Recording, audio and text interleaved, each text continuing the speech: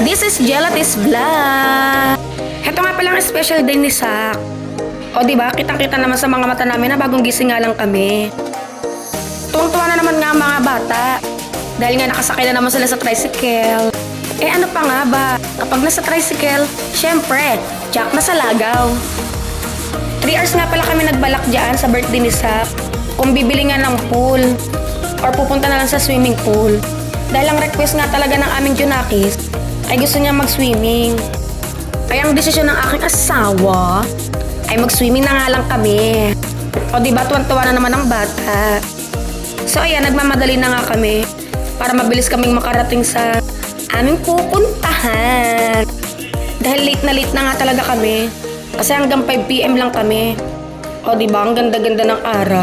Dumaan pa nga pala kami dyan sa kabilang bahay para sunduin yung isa naming kasama. At para magsasakyan na rin nga kami. Dahil sobrang init nga kapag naka-tricycle. Lalo na tulog pang aming bunso. So ayan na nga guys, paalis na nga pala kami nyan dyan. Todo-todo na nga palang pag-shortcut namin dyan. So ayan nga guys, bumaba muna ako ng sasakyan dyan. Dahil bibili nga pala ako ng cake dyan ni Sakarote. Siyempre, kapag birthday, may cake. Nung papasok na nga ako, ay dalawa pinagpipilian ko. Kung caramel ba or chocolate mousse cake. Kapag desisyonan ko nga na chocolate mousse cake na nga lang ang bilhin ko, sa hindi inaasahang panahon, sa sobrang init nga mga bi, ay talaga namang natunaw ang aming cake. Kaya hindi namin nakantahan si Sakarote ng happy birthday ba. So ayan nga guys, nakikita nyo naman, nasa Southwoods na nga pala kami dyan. At umikot nga lang kami at pababa na nga kami sa aming pupuntahan. Para sa inyong kaalaman, ay first time ko nga lang palang maligo sa lugar na ito. Siyempre, habang papalapit nga kami, tuwan-tuwa na nga mga bata. At kitang-kita rin naman nga dito kung gaano kainit ang araw. Ay, tsak na sunog talaga mga bi. So yun na nga guys, nung dumating na nga kami dito, ay agad naman talaga kami bumaba. Dahil bibili nga kami ng ticket. Nung nakabili nga kami ng ticket, ay agad naman talaga kami pumasok. Ay siya, todong takbo ng bata. At sobrang ganda nga sa loob guys. Hindi pala totoong sinasabi ng iba na boring sa lugar na to at pangit nga daw. Kitang-kita naman kung gaano kaganda dito. Meron nga rin mga tinda dito sa loob. Pwede ka naman kumain, pero dapat galing dito sa loob. So yan na nga guys, kitang-kita na nga ang swimming pool. Siyempre, diyan muna kami unang pumunta. At maya-maya pa kami maglilibot-libot. Kitang-kita naman ang mga batang maliit, talaga namang nagubad na at para maligo nga. Pati ang aming bunsuan ay talaga namang tuwan-tuwa at napapalakad na rin. Siyempre, habang naglalakad-lakad nga kami, bumili muna kami dito ng burger. Dahil talaga naman tanghali na dito. At ayaw na nga naming lumabas muna. Dahil kakapasok nga lang namin. Habang kumakain nga kami dito, ay nag-iisip-isip nga kami kung anong susunod namin kakainin. Hanggang sa nagbukas na nga yung ibang mga slides. At nakalimutan na nga namin ang aming kakainin. Kitang-kita naman sa mukha ni Ashron kung gaano siya kasaya at talaga nagmamakul na at di malaman kung antok ba. Pero tuwan-tuwa siya dyan guys. Siyempre, hindi mawawala ang birthday boy. Pero mukhang mas enjoy pa atang nanay dito eh. So yun na nga guys, papunta na nga kami niyan sa isa pang slides.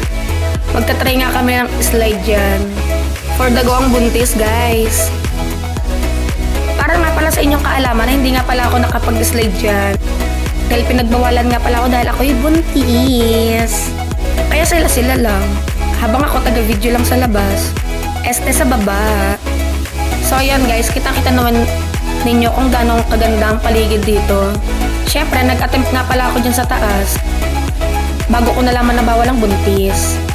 Diba, ang tapang-tapang ng aming birthday boy. Siyempre, hindi ako nakontento niya. Nag-try talaga ako dyan. So ipapakita ko nga pala sa inyo ang paligid.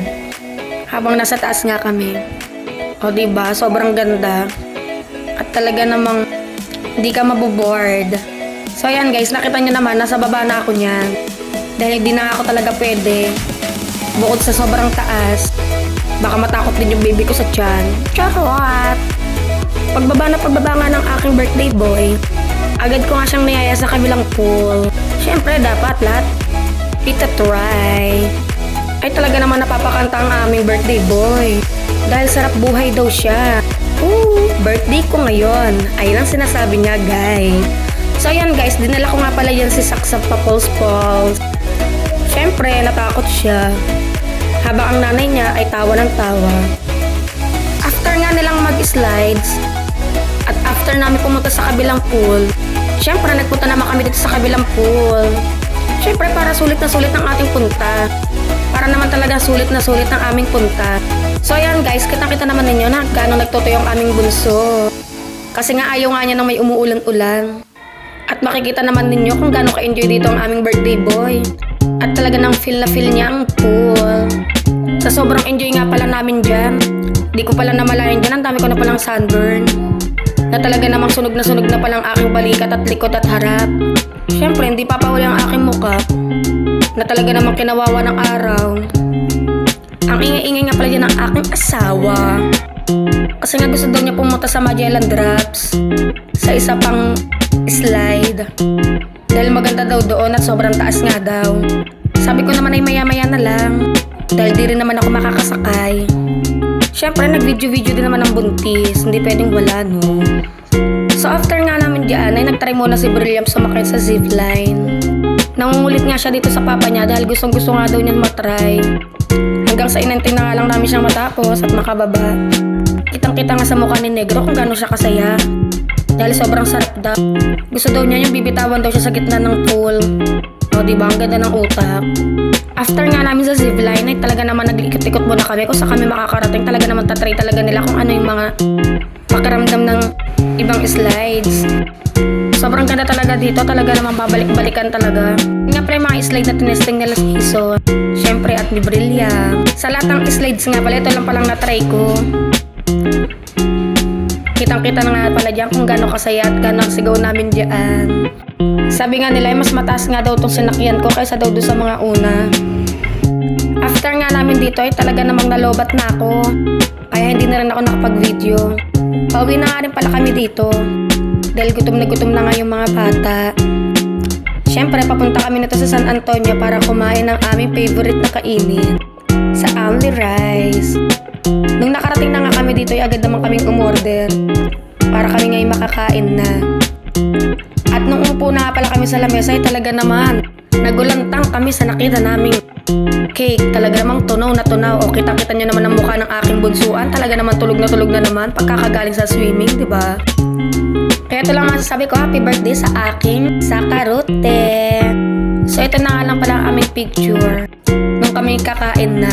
So hanggang dito na lang. Bye-bye!